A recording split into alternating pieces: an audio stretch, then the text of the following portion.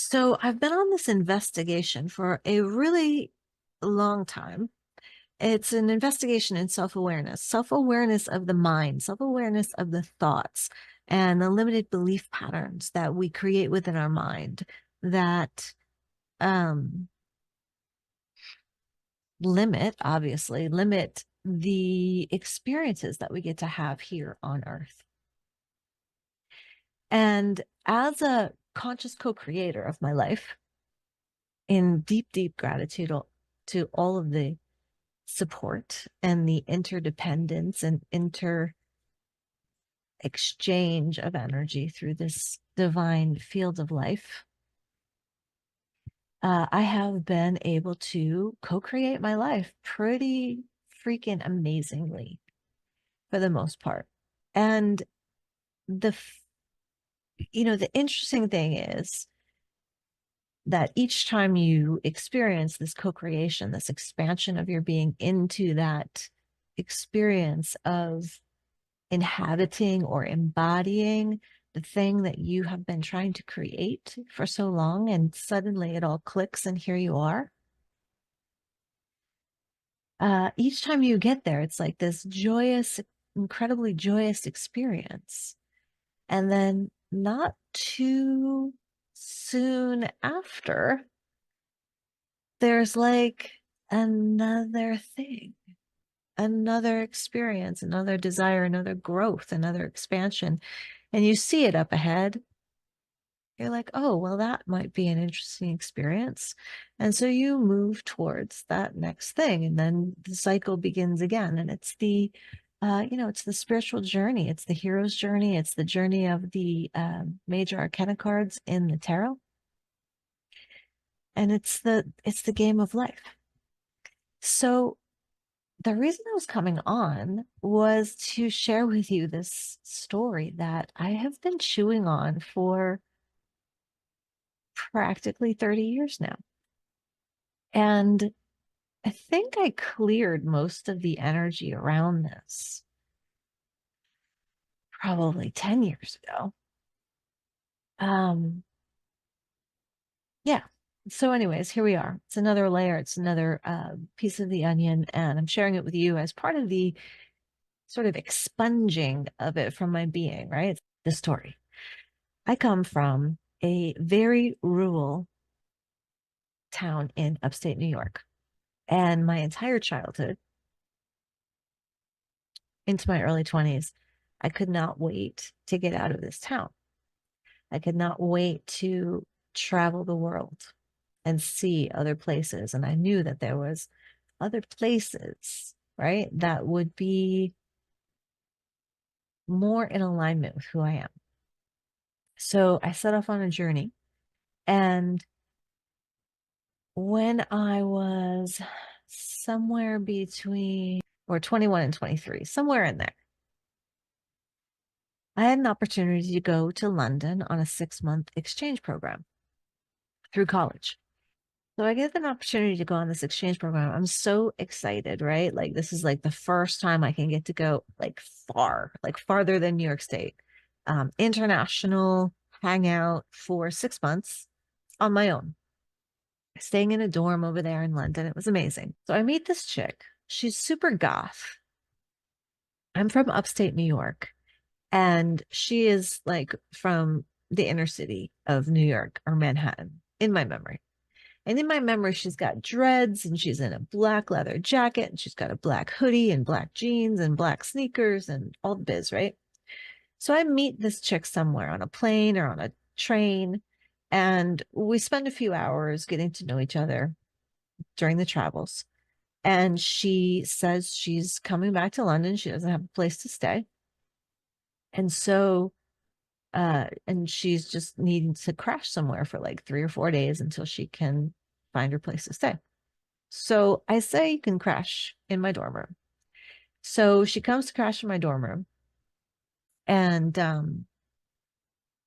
she looks in my closet and she sees this entire wardrobe of flower print dresses. And I love my dresses and I love my flowers.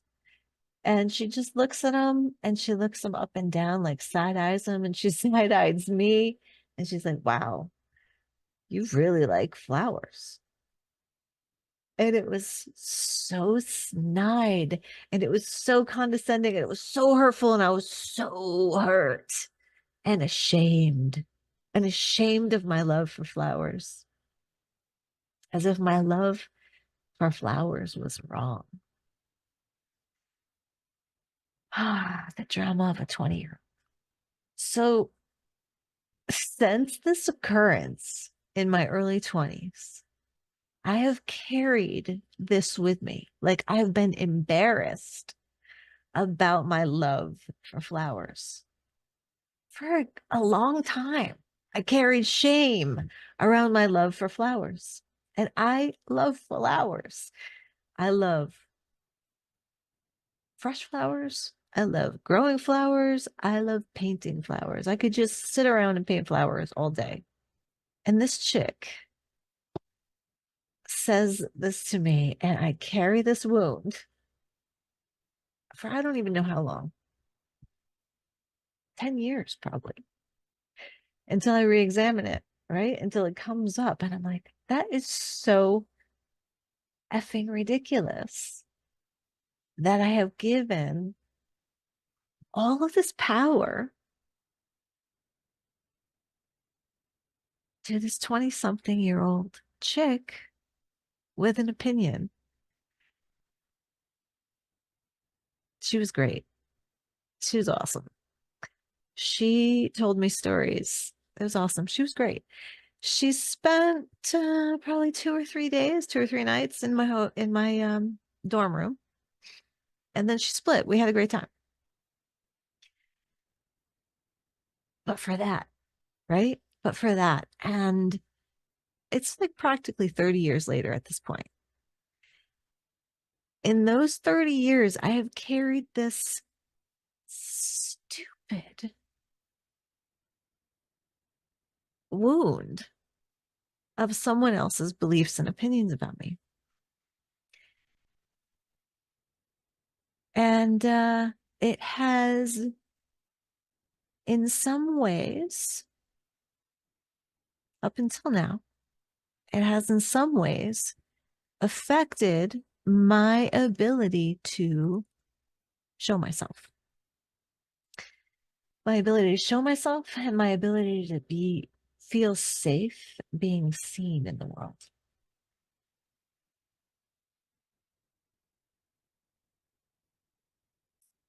And so today, as I tell you this story, I believe that I am shucking off the final layers. That's a good one. The final layers of this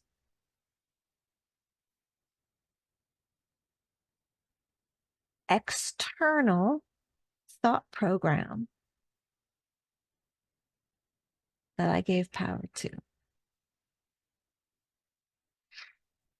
External because it came from someone else. It didn't come from within me.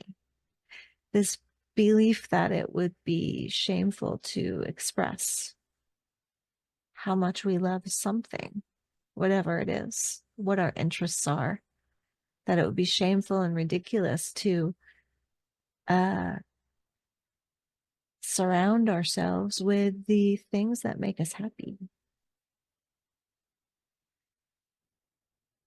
So I ask you, what kinds of stories where you experience the judgment of someone else's opinion upon your being? What stories are you still carrying from these people that thought you were ridiculous or silly? Or they just had different taste, different interests. And so maybe they made a snide remark. Maybe they didn't even mean it. Maybe, maybe I misinterpreted the entire thing. She could have not been snotty. I think she was. But it's possible that she didn't even mean it the way that I took it when I was 20 something years old. So, what are you holding? What would you like to release now?